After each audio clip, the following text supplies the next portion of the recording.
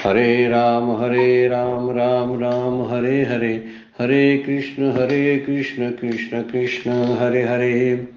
ब्रह्मानन्दं परमसुखदं केवलं ज्ञानमूर्तिं द्वन्द्वातीतं गगनसदृशं तत्त्वमस्यादिलक्ष्यम् एकं नित्यं विमलं अचलं सर्वधी साक्षिभूतं भावातीतं त्रिगुणरहितं सद्गुरुं तं नमामि। नमामि सद्गुरु शान्तं सच्चिदानन्दविग्रहं पूर्णब्रह्मपरानन्दैशम् आनन्दीवल्लभं सद्गुरु सच्चिदानन्दं केवलं करुणाकरं ज्ञानयोगेश्वरं वन्दे ज्ञानदेवा पुनः पुनः। अलंकापुरी पुण्यभूमि पवित्र तिथे नांदतो ज्ञानराजा सुपात्र तया आठविता महापुण्यराशे नमस्कार माझा सद्गुरु ज्ञानेश्वराशी। सर्व संतांना वंदन, सद्गुरूंना वंदन, ज्ञानेश्वर माऊलींना वंदन, सर्व श्रोत्यांना वंदन करतो आणि आजच्या शिवगड अध्यात्म चॅरिटेबल ट्रस्ट प्रस्तुत ज्ञानेश्वरीच्या नित्याच्या उपासनेला आपण प्रारंभ करतोय। कालच्या चिंतनामध्ये 2 नंबरच्या श्लोकाचा विचार करायला चालू आहे आणि त्यामधली एक मार्मिक अशा ओवीचा विचार आपण कालच्या चिंतनामध्ये केला। सद्गुरूंचं महात्म्य की जे एक वाक्य जे आहे, जी महावाक्य आहे, हा जो उपदेश आहे, वेदांताचा सार जो आहे, तो कुणाच्या मुखातून आला तर फलतो याचा विचार ज्ञानेश्वर माऊली त्या ओवीमध्ये करतात। हे छोटंच असलेलं वाक्य पण मोठं काम करतं। मोठं की गुरुमुखे उदयजत दिशे, ते उदयाला येतं। सूर्य जसा वरती येतो तसं हे सद्गुरूंनी म्हणजे सद्गुरू आणि सदशिष्यात जे ज्ञानियामध्ये ज्ञानीपुरुषांच्या बाबतीतच हे घडतं। सत्शिष्यच असावा लागतो। सद्गुरूंनी केलेलं मार्गदर्शन हे सत्शिष्याच्या मनामध्ये अंतःकरणामध्ये रुजायला लागतं आणि तिथूनच त्याचा ज्ञानाचा उदय होतो। वास्तविक उदय होण्यासाठी आतमध्ये अगोदर असावं लागतं, असलं तरच त्याचा उदय होतो। म्हणून हृदयी स्वयंवची असे असं वर्णन केलं आणि प्रत्यक्ष फावू लागे तैसे अपसयाची, त्यासाठी प्रत्यक्षावगमम या शब्दाची व्याप्ती जी आहे, या पदाचं जे निरूपण आहे ते माऊली याच्यामध्ये करतात। आपण काल विचार केला, स्वरूपानं बघितलं किंवा प्रमाणानं जरी बघितलं तर कोणत्याही बाबतीमध्ये ते ज्ञान प्रत्यक्षच आहे याचं वर्णन माऊलीने केलेलं आहे।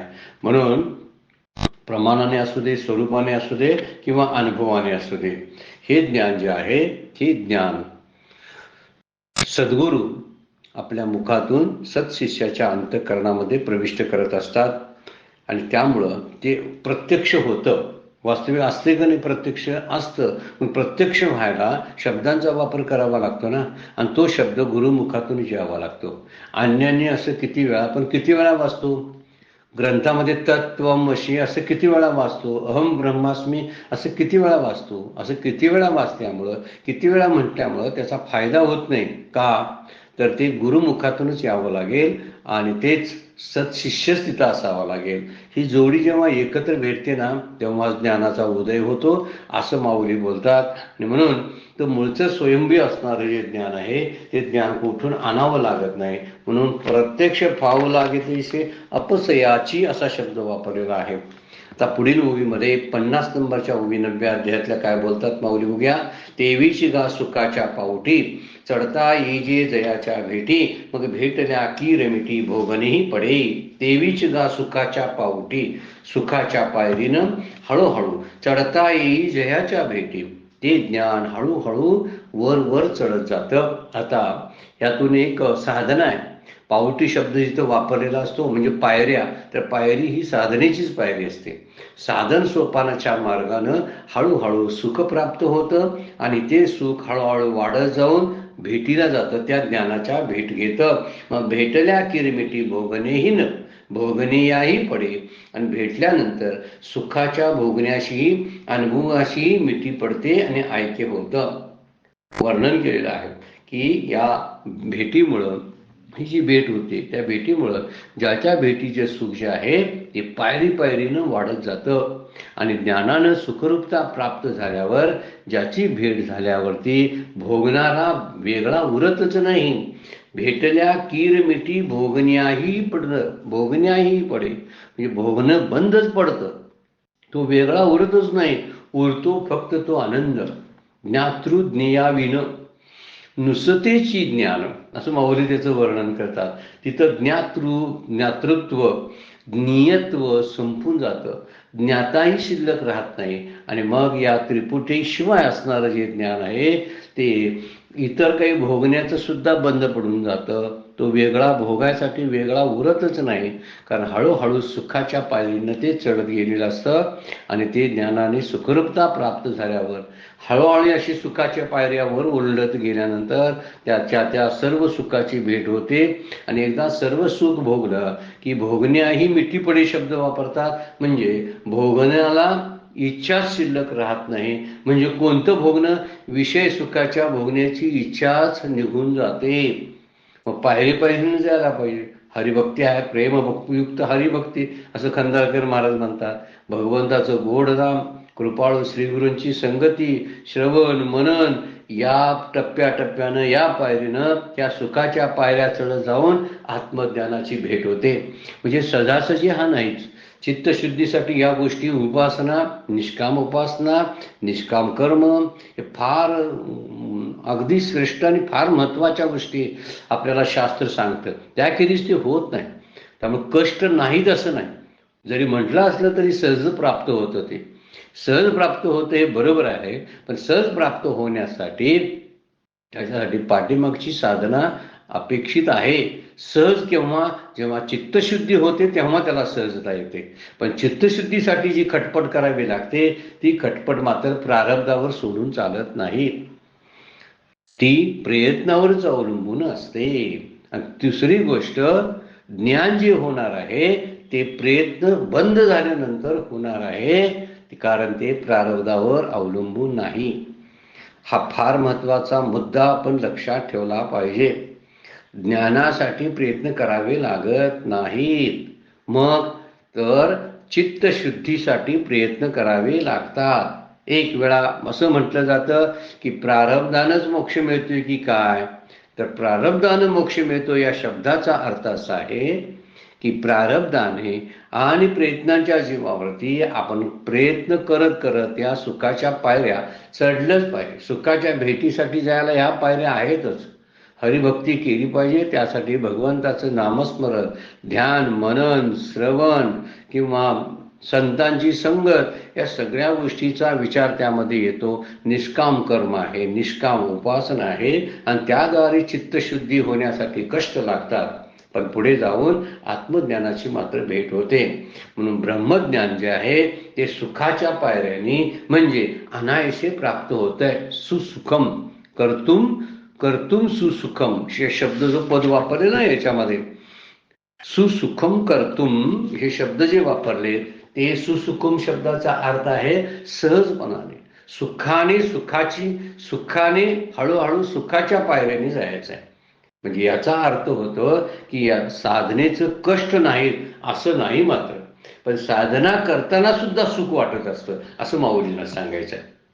परमार्थाच्या वाटचालीमध्ये साधनेत सुद्धा सुख आहे, साधनेच्या कष्टात सुद्धा आनंद आहे. ते कष्टच वाटत नाही. प्रपंचाचे कष्ट मात्र त्रास देणारे असतात.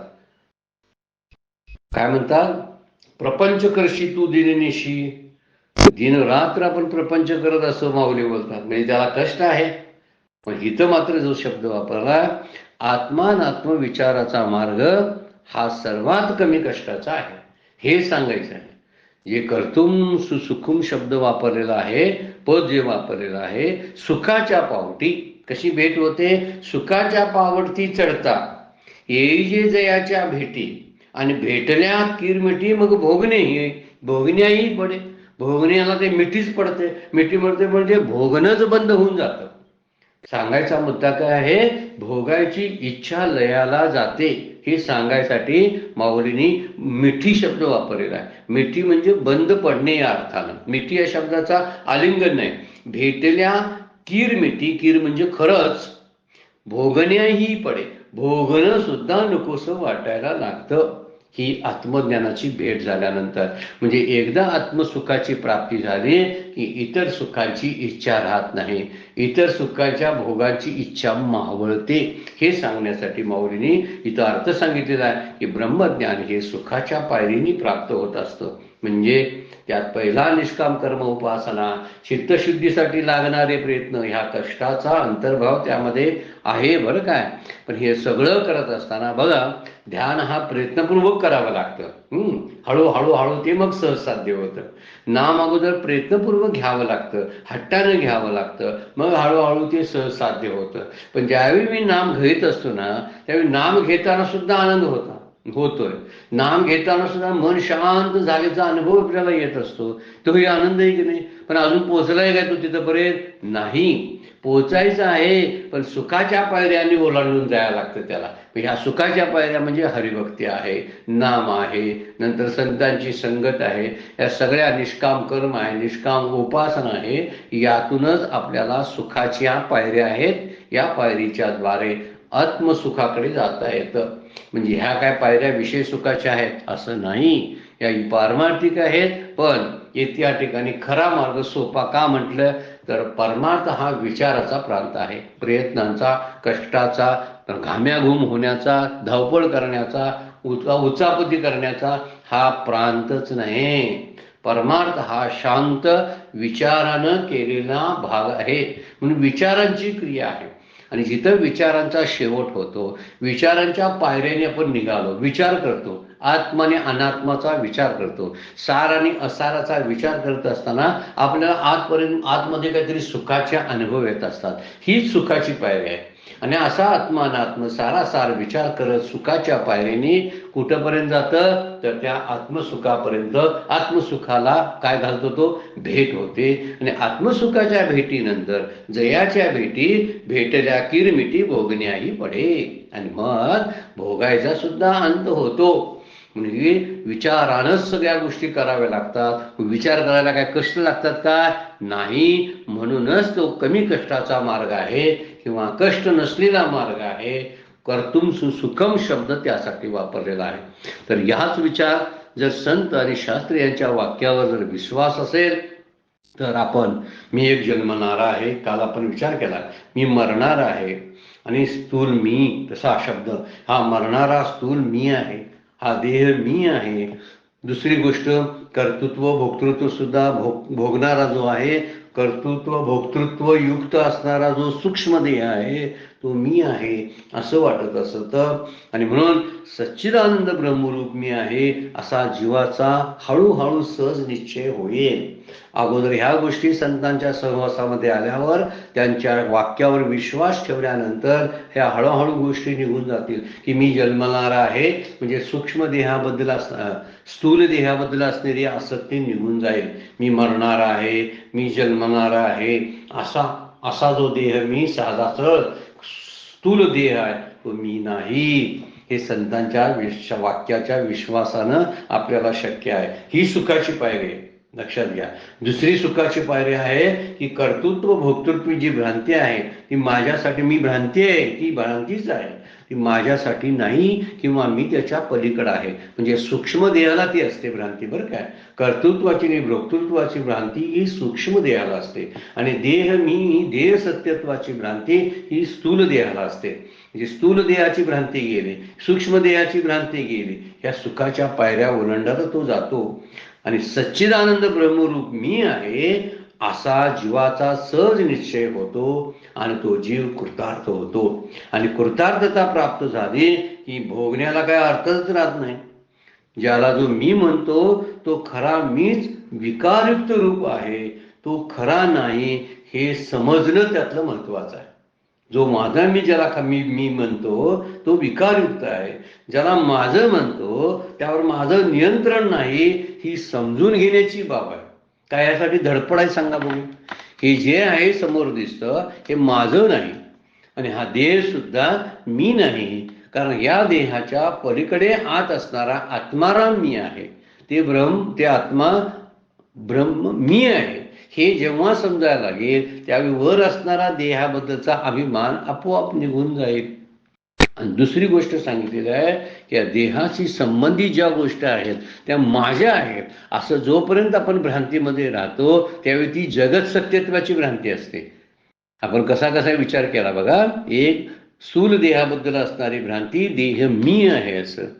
कर्तृत्व भोक्तृत्व भ्रांती जी आहे ती कर्तृत्व भोक्तृत्व भ्रांती ही सूक्ष्म देहातून निर्माण होते. त्यामुळे सूक्ष्म देहाचाही लय होतो कारण ती भ्रांती निघून जाते. आणि तिसरा मुद्दा म्हणलेला आहे की ज्याच्याशी मी माझं माझं म्हणतो अशी मानलेली ही जगत सत्यत्वाची भ्रांती जी आहे ती पण निघून जाते. जग सत्यत्वाची भ्रांती ही माझेपणातून निर्माण होते आणि भोक्तृत्व कर्तृत्वाची भ्रांती जी आहे ती सूक्ष्म देहातून निर्माण होत असते. आणि मी देह आहे ही देह सत्यत्वाची भ्रांती आहे. ह्या तिन्ही भ्रांत्या फार महत्वाच्या आहेत बरं का. म्हणजे देह सत्यत्वाची भ्रांती, कर्तृत्व भोक्तृत्वाची भ्रांती आणि जगत सत्यत्वाची भ्रांती. जग मिथ्या आहे, देह मिथ्या आहे असा जोपर्यंत निश्चय होत नाही, निश्चय करण्यासाठी आपल्याला प्रयत्न करावे लागतात. तिथं थोडेसे कष्ट आहेतच, पण त्या कष्टाला सुद्धा माऊली म्हणतात सुखाची पायरी आहे ती. ही सुखाच्या पायरीनं आपण जायचं आहे. म्हणजे हळूहळू टप्प्यानं तिथंपर्यंत जायचं आहे. आणि टप्प्यानं जाताना भोगण्याही मिठी पडे, भोगण्याचीही लय जो आहे तो लय व्हायला सुरुवात होतो. म्हणजे भोगण्याची लालसा, विषय भोगासक्ती संपून जाते आणि चित्त जे आहे त्या चिदशी एकरूप होतं. चित्त आणि चित्त फार जवळ राहतात. लक्षात ठेवण्यासारखा मुद्दा आहे. चित्त ज्याला आपण अंतःकरण म्हणतो आणि चित्त ज्याला आपण जवळचा कुटस्थ म्हणतो तो अगदी जवळ आहे. त्यावेळी त्या दोघांची मिठी पडते. चित्त हे जीवाचं रूप आहे आणि चित्त हे ब्रह्मत्वाचं रूप आहे. जीव आणि ब्रह्म एकच आहेत. यासाठी चित्त आणि चित्त एकच आहेत. एकरूप झाले की भोग घेण्याची जी शक्ती आहे ती नाहीशी होते. काय करावं, पुढे जावं, पळावं, धावावं, घाम्या घुमवावं असं काय वाटत नाही. आमच्या सद्गुरूंच्याकडून मी एक वाक्य ऐकलं होतं. एके दिवशी आम्हाला म्हटले की मला एखादा पदार्थ खायला जर दिला तर चावायचा पण कंटाळा आला. किती किती वाक्यामध्ये अर्थ आहे बघा. मला चावायचा कंटाळा आला. चावायचा कंटाळा आला या शब्दाचाच अर्थ आहे भोगण्याही मिठी पडे. त्या भोगण्याची जी शक्ती आहे ती शक्तीचाच लय होतो. म्हणजे काय होतं, भोगण्याची इच्छाच मावळून जाते, त्रिपुटी संपून जाते.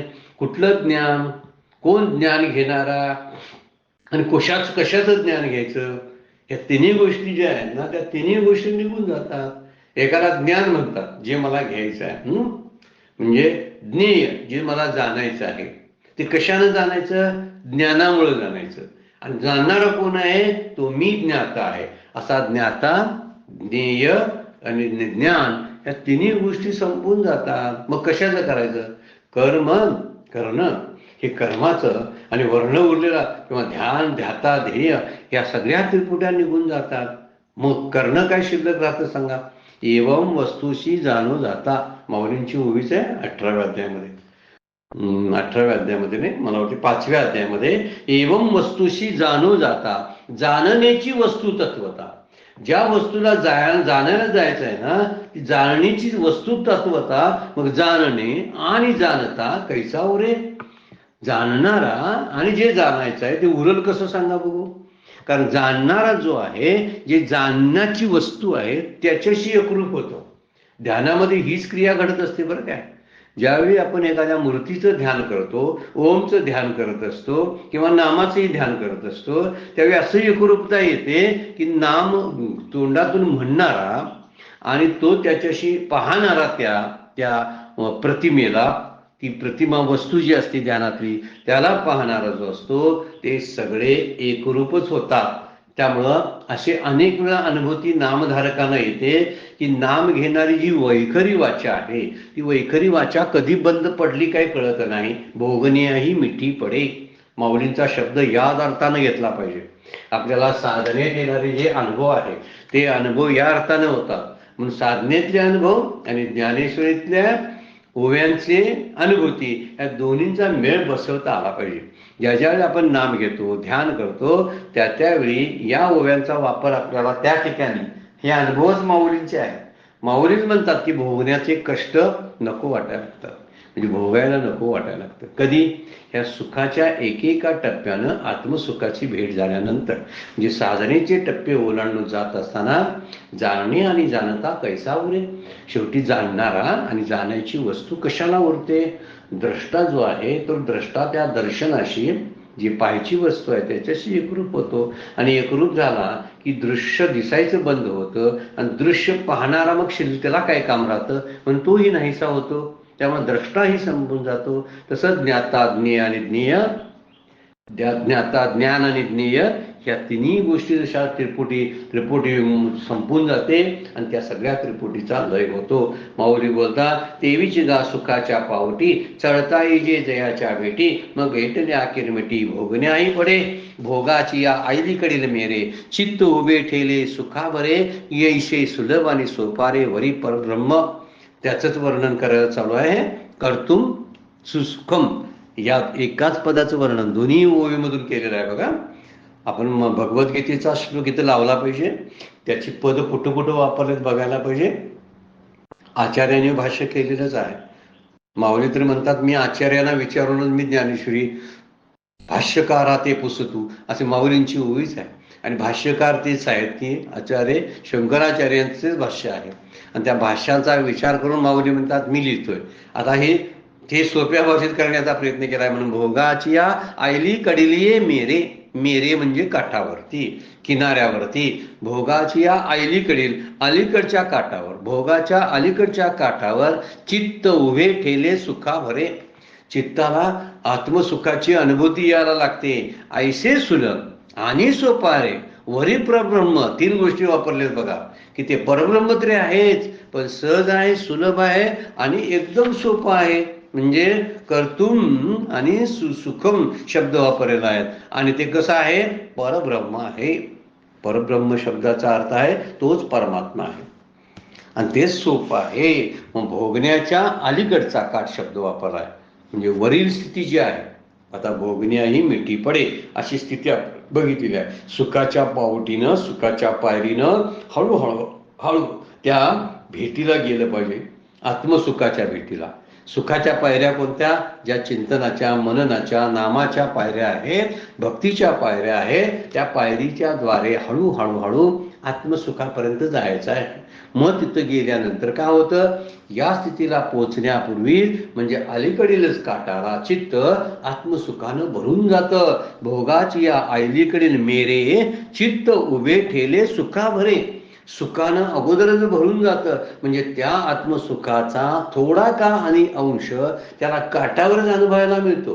किती सुंदर विवेचन आहे बघा, लक्षात ठेवण्यासारखं. नुसतं लक्षात ठेवणं नाही, अनुभवण्यासारखं आहे. मात्र हे नामात असताना अत्यंत तीव्रतेने आणि तळमळीने नाम घेणाऱ्यांना हा अनुभव येऊ शकतो की आत्मसुख कसं मिळत असतं. कारण नामातून उठल्यानंतर उठावंसं वाटत नाही, ध्यानातून उठवंसं वाटत नाही. त्यावेळीच समजायचं आपण त्या सुखाचा अनुभव घेत होतो. आणि म्हणूनच कोणतरी आलंय, त्यांच्या गप्पा चालू आहेत, पाहुणे आलेत, त्यांचा आनंद लुटायचा चालू आहे, खाण्याचे पदार्थ घरामध्ये आहेत, ते नकोशे वाटायला लागतात. एवढं सगळं चालू असतं. पण चालू असताना सुद्धा त्यावरलं चित्तच नसतं ना. का? मगाशी जे बसून अनुभवलं होतं ते अलीकडील काठावरलं सुख होतं. अलीकडील काठ का म्हटलं? अजून पूर्णत्वाला जायचं आहे म्हणून म्हटलं काय? ते ज्ञान कसं आहे किंवा काय होतं? अलीकडील काठाला ते चित्त आत्मसुखाने भरून जातं आणि ते ज्ञान वरती कसं आहे? सुलभ आणि सोपारे वरी परब्रह्म. ते ज्ञान सहज सोपे असून त्याशिवाय ते परब्रह्मही आहे. इथे एक वर्णन वेदांताचा थोडासा विचार आपण करायला पाहिजे. अधूनमधून हे आपल्या बोलण्यामध्ये येत असतं. थोडा का असताना विचारसागरचा अभ्यास आपल्याकडं किंवा वृत्ती प्रभाकर ग्रंथाचा अभ्यास आपल्याकडं थोडा का असताना असायला पाहिजे. या विचारसागराचं किंवा वृत्ती प्रभाकरचं ज्ञान जे आहे, शास्त्रीय ज्ञान, आपल्याला परमार्थ विज्ञान ह्या आपल्या परमपूज्य डॉक्टर काकांच्या ग्रंथामध्ये सोप्या भाषेत लिहिलेलं आपल्याला आढळेल. त्यामुळं परमार्थ विज्ञान हा ग्रंथ आपल्याजवळ असावाच बरं काय डॉक्टर काकांचा. नेहमी अधूनमधून काहीतरी शंका येतात आणि त्या शंका बघाव्या लागतात. उदाहरणार्थ इथं शब्द आला जीव. जीव ज्याला चिदाभास म्हणतात तो म्हणजे कुटस्थ चैतन्य. त्या कुटस्थ चैतन्य अंतःकरण म्हणजे अंतःकरणात पडलेलं कुटस्थाचं प्रतिबिंब म्हणजे बुद्धीत पडलेलं प्रतिबिंब. आणि कशाचं प्रतिबिंब तर ते आत्म्याचं कुटस्थ चैतन्याचं प्रतिबिंब. या तिन्हीला मिळून जीव किंवा चिदाभास म्हणतात. आपलं जे जाणवतो ना, मी करतो, मी बोलतो, तो बोलतो. कोण? कुटस्थ बोलत नाही बरं काय, कुटस्थाचं प्रतिबिंब बोलतं. हा मुद्दा फार महत्वाचा आहे. म्हणून अलिखित शब्द वापरलेला आहे. ते प्रतिबिंब जे आहे त्या सर्वांना मिळून, या तिन्हींना मिळून जीव म्हणतात. किंवा आभास किंवा साभास किंवा चिदाभास शब्द वापरलेला. चिदचा आभास आहे. चिदाभास शब्दाचा अर्थ फोड कसे होते? चिदच आहे ते, कारण कुटस्थ चिदच आहे. आणि त्या चिदाचा आभास का म्हटलेला आहे? कारण ते खरं नाही. बुद्धी तशी आहे, शुद्ध आहे, चमकणारी आहे, काचीसारखी आहे, म्हणून प्रतिबिंब पडलं. ते मनात प्रतिबिंब नाही किंवा इंद्रियात पडत नाही, देहात पडत नाही, पण त्या बुद्धीजवळ पडतं.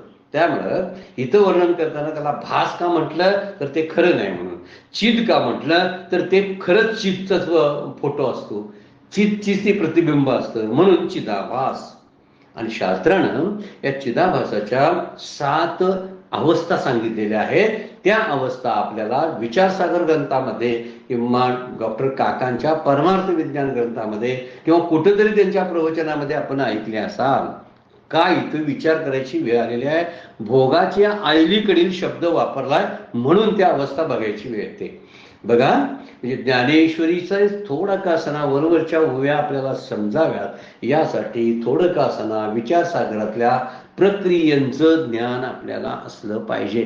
त्यातली असणारी मायेची सगळी जी असणारी जी लक्षणं किंवा चिदाभासाच्या अवस्था, त्या अवस्था कशा कशा आहेत त्याचं वर्णन.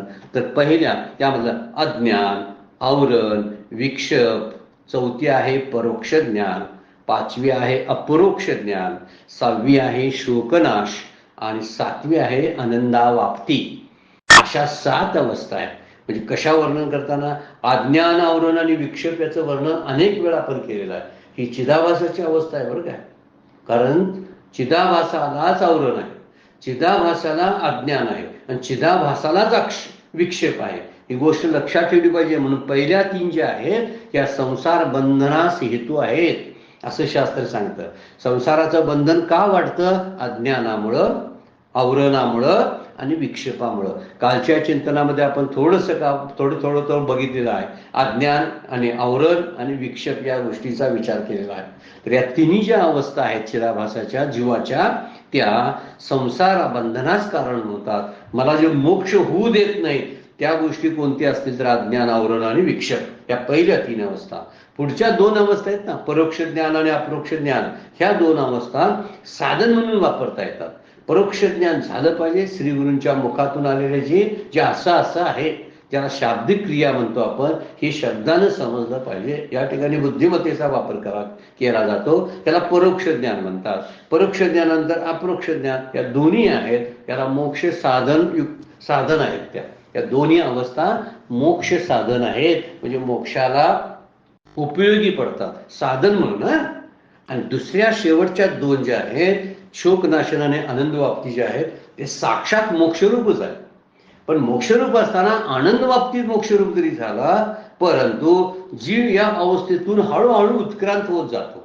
अज्ञान नंतर आवरण गेलं, विक्षेप गेलं, परोक्ष ज्ञान झालं, अपरोक्ष ज्ञान झालं, त्यामुळं होते शोकाची निवृत्ती होते. आणि होणार काय मग शोकाच्या निवृत्तीचा परिणाम?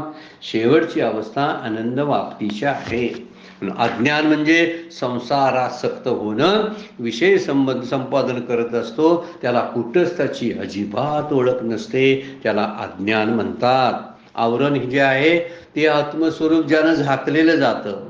खरा जो आत्मा आहे तो कळत नाही, तो झाकलेला जातो. मी ब्रह्म आहे हे माहीतच नसतं. त्यामुळं तिसरी अवस्था जी विक्षेपाची ती निर्माण होते. आवरणामुळे विक्षेप निर्माण होतो. विक्षेप स्थिती कशी आहे? मी करता आहे, मी भोगता आहे, मी देह आहे, अशा चुकीच्या कल्पनेला विक्षेप म्हणतात. पुढची 4थी आहे अवस्था परोक्ष ज्ञानाची, म्हणजे कुटस्थाचं शाब्दिक ज्ञान होतं. शास्त्रांच्या कृपेमुळं, सद्गुरूंच्या वचनामुळं, उपदेशामुळं, श्रवण आणि मननामुळं शाब्दिक सगळ्या गोष्टी कळायला लागतात. याला असं म्हणतात, हे असं असं आहे असं समजायला लागतं शाब्दिकद्वारा. पण खरी गोष्ट आहे ती त्या परोक्ष ज्ञानाचं 5व्या अवस्थेमध्ये रूपांतर व्हायला पाहिजे. एक एक अवस्था चढती अवस्था आहे बरं काय. अपरोक्ष ज्ञान म्हणजे मीच तो आत्मा आहे, मी कुठंच अशा विचारानं त्याला साक्षात जाणणे, याला अपरोक्ष ज्ञान म्हणतात. आणि म्हणून त्यामुळं शोकाची निवृत्ती होते. एकदा जाणलं ना तर मी देह आहे, मी कर्तृत्व आहे, माझं कर्तृत्व, माझं भोक्तृत्व आहे असा विक्षय किंवा आत्मस्वरूप असं झाकलेलं होतं ते शब्दानं कळायला लागतं आणि अपरोक्षत्वानं समजायला लागतं. आणि त्यामुळं शोकाची निवृत्ती होते, रडायचं बंद होतं. मोह गेला की शोकी निघून जातो. म्हणून मी देह, कर्ता, भोक्ता इत्यादी जे आहेत यामुळं शोक जातो आणि शेवटची अवस्था प्राप्त होते, त्याला तृप्ती म्हणतात. त्यालाच आनंदावाप्ती, 2 शब्द आहेत. त्याला तृप्ती पण म्हटली जातं आणि त्याला आनंदावाप्ती सुद्धा म्हटलं जातं. मला आता काहीही प्राप्तव्य उरलं नाही.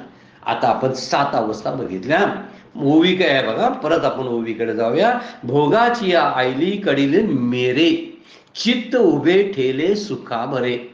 भोगाच्या अलीकडल्या काठाला म्हणजे शेवटची आनंदवप्ती अवस्थेत जीवाला ब्रह्मानंद रूपी परमानंद प्राप्त होतो. त्याला ब्रह्म प्राप्त झालं. त्या अलीकडे असलेली जी शोकनाश रूपी अवस्था आहे त्या अवस्थेत जीवाला मी करता, मी भोगता, मी पापी, पुण्यवान इत्यादी जे विक्षेप जे होते ते विक्षेपजन्य दुःख नाशाचा अनुभव येतो. कुठल्या ठिकाणी तर शोक निवृत्तीमध्येच येतो. हे काठ शेवटचं आहे का? नाही, कारण त्याच्या पुढचा काठ आहे आनंदावाप्तीचा. तो काठ नाही, ते साक्षात घुसणंच आहे. आणि हा शोक निवृत्ती हा काठ आहे. म्हणून याला अलीकडला काठ कोणता असेल तर शोक निवृत्ती. 7 अवस्था का सांगाव्या लागल्या आपल्या लक्षात आलं असेल. यातून आपलं सामान्य ज्ञान किंवा शाब्दिक ज्ञान फक्त वाढतं आपलं, बाकी काही नाही. हे समजून घेणं आणि याप्रमाणे साधना करणं आणि शोक निवृत्तीपर्यंत प्रवास जो आहे तो प्रवास करणं फार महत्वाचं आहे. ह्या 7 अवस्था पाठ असल्या आणि लोकांना सांगता आल्या म्हणजे झालं की लोकांना कदाचित समाधान काय होईल ऐकल्याचं माझ्याकडून, तर ह्या व्यक्तीला 7 अवस्था पाठ आहेत, त्याचं ते व्यवस्थित एक एक प्रवचन करतात असंच फक्त होईल. पण तो सांगणारा कदाचित कोरडा राहण्याची शक्यता आहे. म्हणून इथं म्हणलेलं आहे शेवटच्या शोक निवृत्तीपर्यंतचा प्रवास आहे. आनंद वाप्ती हा आपोआप सोपा रे म्हणलेला आहे आणि सुलभ आहे पुढचा. तर शोक नाश झाल्याशिवाय आनंद वाप्तीचा विचारच होत नाही. जसे पंचकोश आहेत, त्या पंचकोशातून एकेका कोशातून बाहेर पडताना ध्यानाच्या द्वारे हळूहळू आपण विचारानं पडू शकतो. ध्यानच करीत बसायला पाहिजे असं काही नाही बरं काय.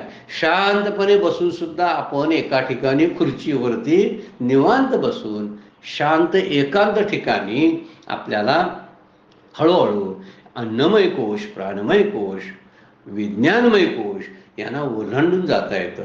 आणि विज्ञानमय कोशानंतर येणारा कुठला कोश?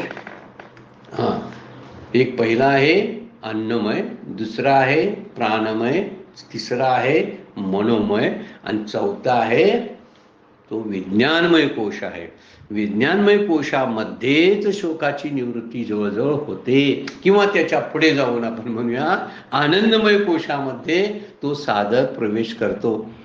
त्या ठिकाणी रसास्वादाची सुद्धा चटक लागण्याची शक्यता आहे. मागच्या वेळा आपण बघितलेलं आहे. जे दोष आहेत ना ते कषाय वगैरे, लय, विक्षेप, कषाय आणि रसास्वाद, हा रसास्वाद या आनंदमय कोशामध्ये प्राप्त होत असतो. पुढे जावंसं वाटत नाही. पण हिताचा विचार आम्ही जो केला आपण तो शोक निवृत्तीचा केला. अलीकडील काठाला भोगाची या आयलीकडील मेरे, म्हणजे आता सुखानुभवाच्या भोगाच्या म्हणजे सुखानुभवाच्या अलीकडच्या काठावरच कुठंतरी गुरुमुखाने काहीतरी ऐकायला मिळाल्यानंतर इतका आनंद होतो की आता पुढे आहे आनंदाबाबती त्याचं सुख मिळणार आहे याची जाणीव होत असते. म्हणूनच माऊली म्हणतात या अलीकडील काठावर चित्त उभे राहिलं असताना सुद्धा ते सुखाने भरून जातं. आत्मसुखाच्या त्या आनंदाच्या डोहामध्ये तरंगायला सुरुवात होते. म्हणजे तो कसा आहे ते कळायला लागतं. काठावरच आहे ना तो, आणि काठावर अलीकडच्या काठावर आता डुबणारच आहे त्यामध्ये, आणि डुबण्यापूर्वी तो काठावर उभा आहे. त्यामुळे काठावर असणारे काही तुषार सुद्धा त्याच्या अंगावरती उडत असतात, आणि त्या तुषाराची तृप्ती जी आहे ती तृप्ती त्याला अनुभवाला येत असते. पण आत्मसुखामध्ये अजून डुबी मारलेली नसते. आत्मसुखाची डुबी पूर्णत्व म्हणजे आनंदाबाबती आहे. म्हणून आत्मसुखाचे वर्णन सुद्धा जर इतकं आनंददायी आहे तर साक्षात अनुभव जीवाला किती आनंद देत असेल याचा खरंच कल्पना नुसती अगोदर करावी. नुसती कल्पना करावी. अजून आपण तिथपर्यंत पोचायचं आहे, पण कल्पना करावी. साधं आहे की थोडंसं आपलं जायला लागलं, अज्ञान जायला लागलं, शास्त्राचं ज्ञान कळायला लागलं, ऐकलेल्या ओव्या समजायला लागल्या, अभंगाचे आतले गुढार्थ समजायला लागले, गीतेतली सगळी जी पदं आहेत ती पदं उलगडायला लागली. किती आनंद होतो सांगा. जणू काय मी मुक्त झालो की काय असंच वाटतं. पण माऊली त्याला म्हणतात अलीकडील मेरे. हे सगळं अनुभवाला येते ना अलीकडच्या काठावर येतं. म्हणून साधना करताना जीवाला त्या आनंदाचे अंश अनुभवायला येत असतात. थोडे थोडे का असताना अनुभवाला येत असतात, आणि मन शांत होतं. अकारण सुख व्हायला लागतं. अकारण शब्द फार महत्वाचा आहे, कारण कारणास्थित सुख खूप आहे, त्याला विषय सुख आपण म्हणतो. पण अकारण सुख जे आहे, जे कसं आहे निरुपचार, त्याला काय म्हणतात कोणत्याही उपचाराची ज्या सुखाला गरज नसते अशा सुखाचा अनुभव त्याला यायला लागतो. द्वेष कुणाचा करावा असा, मत्सर कुणाचा करावा असं वाटतच नाही. सगळ्यांच्या ठिकाणी मीच आहे की काय असा अनुभव त्या अलीकडच्या काठावरच यायला लागतो. मग प्रत्यक्ष अनुभव आनंद आत्मज्ञान जे आहे किती आनंद देत असेल सांगावं. हे थोडं काही वर्षे काही दिवस मनापासून जरी नाम घेतलं तर या आनंदाची एक खुमारी येत असते. त्या साधकाचं चित्त प्रसन्न दिसायला लागतं. त्याच्याकडे बघितलंच की कळतं की किती शांतीची मूर्ती आहे. अजून ते पोचलेले नसतात बरं काय. सात्विक सुखामध्येच ते गर्क झालेले असतात. आणि सात्विक सुख हे अलीकडील भोगाची या अलीकडील मेरे आहे. जोपर्यंत सत्वगुण आहे त्या सत्वगुणातले जे सुख आहे ते सुख अलीकडलंच आहे. पण बरेचसे साधक गीतच फसतात आणि सात्विक सुखालाच मुक्ती समजतात, किंवा आनंदमय कोशालाच मुक्ती समजतात. तर त्याच्या पलीकडे जाणं आहे. आणि जेव्हा असं पलीकडे जाणं घडेल त्यासाठी ते पलीकड फार मोठं सुख आहे. चित्त उभे केले सुखा भरे. ते चित्त अगोदरच्या काठावर उभा राहिलेलं असतं आणि तिथं आनंदाचा अनुभव घेत असतो. म्हणजे आपण प्रवास करतो बघा, किती दगदग असते प्रवासातली. पण पंढरपूरचा प्रवास आहे, आळंदीला जायचा आहे, किंवा काहीतरी तीर्थक्षेत्राला जायचं आहे, कुठल्या तरी भेट घ्यायची आहे, आपण काहीतरी 12 ज्योतिर्लिंग करायला लागलोय, काही ज्योतिर्लिंग सुरू झालेली आहेत, आता पुढचा ज्योतिर्लिंग बघायचा आहे, अलीकडले काठ आहेत हे सगळे. पण तिथं प्रत्यक्षात ज्यावेळी आपण ते दर्शन घेतो ना त्यावेळी त्या प्रत्यक्ष दर्शनानं होणारा अनुभव, उदाहरण घेतलंय आपण मुक्तीसारखा असतो. पण अगोदर मात्र प्रवासात आहे. जर प्रवासात एवढा आनंद मिळतो तर मुक्कामात काय असेल हाचा आनंद, हा कल्पना आपण केली पाहिजे. मुक्कामातला आनंद आहे. मुक्काम म्हणजे काय आहे, ती बेड बास्तर सगळं आणलेलं आहे पसरलं. दिवसभर प्रवासाचा आणि गाडीतला धावपळीचा झालेला होता, दगदग झालेली असते. आणि रात्री त्या ज्या ठिकाणी आपण मुक्कामाला पोहोचतो तेवढे जरासं अंतरून पसरलं, त्याच्यावरती पडलो की गाढ झोप लागते. हा मुक्कामातला आनंद आहे. पण हे कशाची प्राप्ती आहे, अगोदर दिवसभर केलेल्या प्रवासातून हे मुक्कामापर्यंत आपण पोहोचलेलो असतो. म्हणून सुखाच्या पायऱ्या मागच्या ओवीत सांगितली ना, ती ओवी सोडायची नाही. म्हणजे 50 नंबरची ओवी आणि 51 नंबरची ओवी पाठोपाठ आहेत, जोडून आहेत त्या म्हणतात ना की तेवी का सुखाच्या पावटी चढता येईल ज्याच्या भेटी. ह्या सुखाच्या पायरीनं कुठंपर्यंत जायला लागतंय, अलीकडे येईल मेरे. अलीकडच्या काठावर आपण पोचतो सुखाच्या पायरीनं. आणि हळूहळू ते प्रवासातला आनंद आपल्याला म्हणतं. पुढं माऊली म्हणतात ते सुलभ आहे, सहज मिळणार आहे म्हणतात ते. आणि सहज मिळणाऱ्या शब्दाचा अर्थ आहे आपल्याला आपण सर्वात जवळचं आहे. आपण नेहमी आत्मेच्या जवळ असतो. मग आपल्याला आणखीन काय करावं लागतं का ना, सहज असतं. आणि जे सहज असतं ना ते सरळ असतं, सरळ असतं ते सोपं असतं. सरळ सोपं सहज ह्या तिन्ही गोष्टी एकाच गोष्टी लागू पडतात, ती म्हणजे आत्मवस्तू, तो म्हणजे भगवंत. मला प्राप्त व्हायला सोपी सगळ्यात गोष्ट कोणती? भगवंत. आणि सगळ्यात अवघड गोष्ट कोणती? माझ्यापासून जे भिन्न आहे, अन्य आहे, ते अवघड आहे. म्हणून माऊली याला सोपं म्हणतात. माझ्यापासून अन्य मिळवायला सोपं आहे का नाही? दुसऱ्याला खुश करणं सोपं किंवा कठीण आहे सांगा? तर कठीण आहे. कारण त्याच्या मनाची वृत्ती आपण जाणून घेतली नसते. ज्या मनात काय चाललंय आपल्याला कळत नाही, त्याला काय हवं आहे ते आपल्याला कळत नाही, त्याला कशाने आनंद होईल कळत नाही. त्यामुळे दुसऱ्याला सुखी करणं अवघड आहे, स्वतःला सुख करणं अगदी सोपं. का? कारण मी माझं ते स्वरूप आहे, म्हणून मला कळतं मला काय हवं ते. दुसऱ्याला काय हवं ते कळत नाही. पण दुसऱ्याला काय हवं याची चाचपणी करण्यामध्येच आयुष्य निर्माण वाया जातं. आणि मला काय हवं आहे हे दुर्लक्षित होतं. का परमार्थ अवघड झाला त्याला कारण आहे, मी मला बाजूला करून परमार्थाची साधना करतो. म्हणून मी मला केंद्रबिंदू मानून जेव्हा मी परमार्थ करायला लागेल, म्हणजे मी आत्मकेंद्रित होईल. तेव्हा आत्मकेंद्रित शब्दाचा अर्थ आहे मी फोकस्ड होईल त्याच्यावरती, तो माझी एकाग्रता साधता येईल. त्याच वेळी खऱ्या अर्थानं मला मी कोण आहे समजायला लागेल. जोपर्यंत मी बाहेर बघायला लागलोय तोपर्यंत मला बाहेरच सगळं कळायला लागतं, माझा पत्ताच नसतो. म्हणून ते अवघड होतं.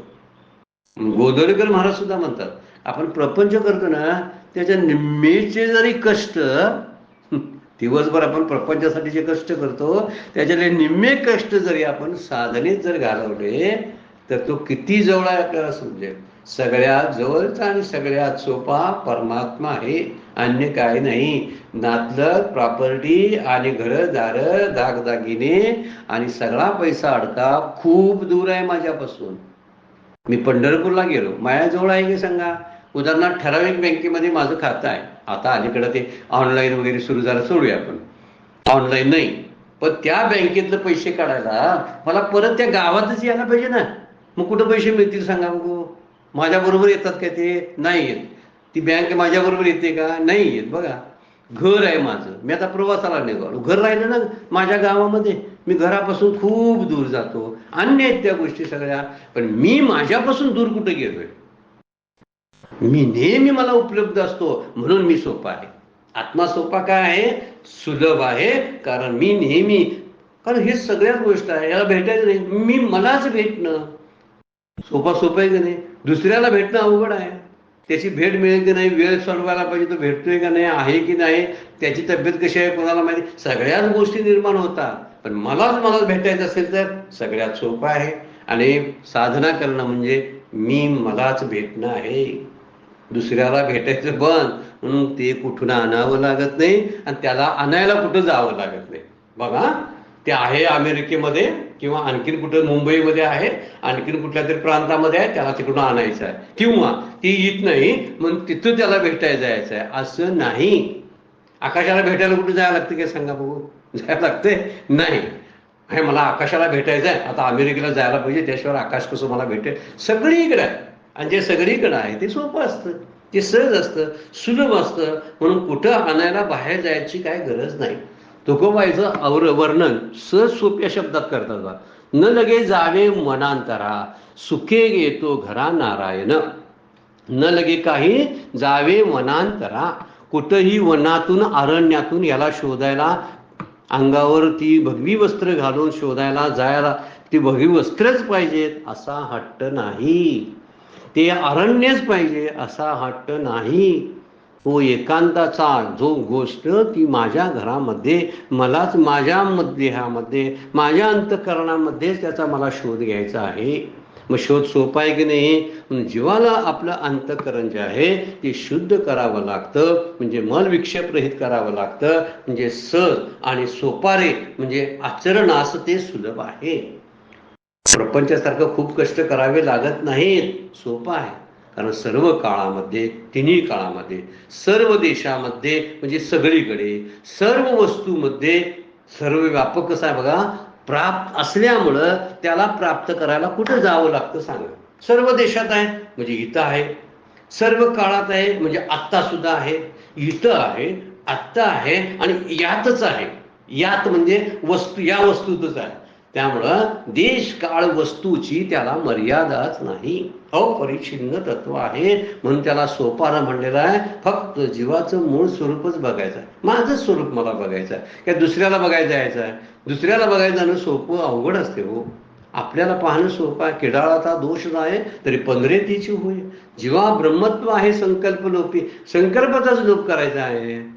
किडाचा दोष जाणं म्हणजे त्यातलं किडा किंवा त्यातलं हिनकस असलेला सोन्यातला हिनकसपणा फक्त काढायचा आहे. आहेच तू मुळा जीव आणि वर परब्रह्म आहे. म्हणजे ज्ञान ब्रह्म यात काय फरक नाही बरं काय. ज्ञान तेच ब्रह्म, ब्रह्म तेच ज्ञान, ज्ञान मोक्ष तोच भगवंत, दुसरं काय नाही. म्हणजे भोगाच्या म्हणजे सुखानुभवाच्या अलीकडे म्हणजे गुरुमुखाने परोक्षत्वाने चित्ताला समाधान प्राप्त होतं. म्हणून माऊली म्हणतात, भोगाची या आयलीकडील मेरे.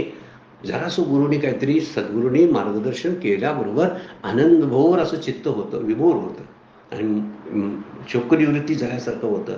म्हणूनच माऊली म्हणतात, अलीकडच्या काठावर असे ज्ञान प्राप्त करणं जे आहे ते सोपं आहे. कारण स्वरूपता ते परब्रह्मच आहे, साक्षात भगवंत तोच आहे, अन्य कोणीही नाही. फक्त आपल्याला ते जाणायचं आहे. म्हणून सुलभ आणि सोपा रे वरी परब्रह्म.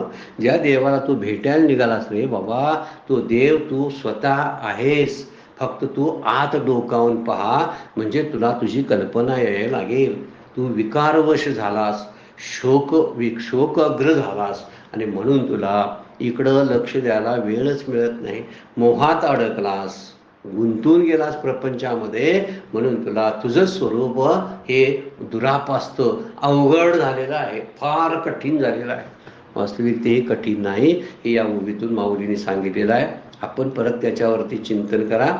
आपणही त्यातून आणखीन काहीतरी चिंतनातून आणि काहीतरी मुद्दे आपल्याला भेटायला मिळतील.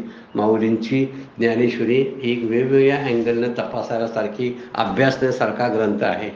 आपणही वेगळा अँगल वापरा. आणि अलीकडील काठ कोणता आणि चित्त उभाटेले सुखाबरे म्हणजे काय, ते सुलभ म्हणजे काय, सोपारे म्हणजे काय, परब्रह्म म्हणजे काय, अजून चिंतनाला जागा आहे. खूप चिंतन करता येतं. आजची सेवा सद्गुरूंच्या चरणी, भगवान ज्ञानेश्वरांच्या चरणी अर्पण करून विरांगूया. पुंडलिक वरदा हरी विठ्ठल श्री ज्ञानदेव तुकाराम. विठ्ठल विठ्ठल विठ्ठल विठ्ठल विठ्ठल.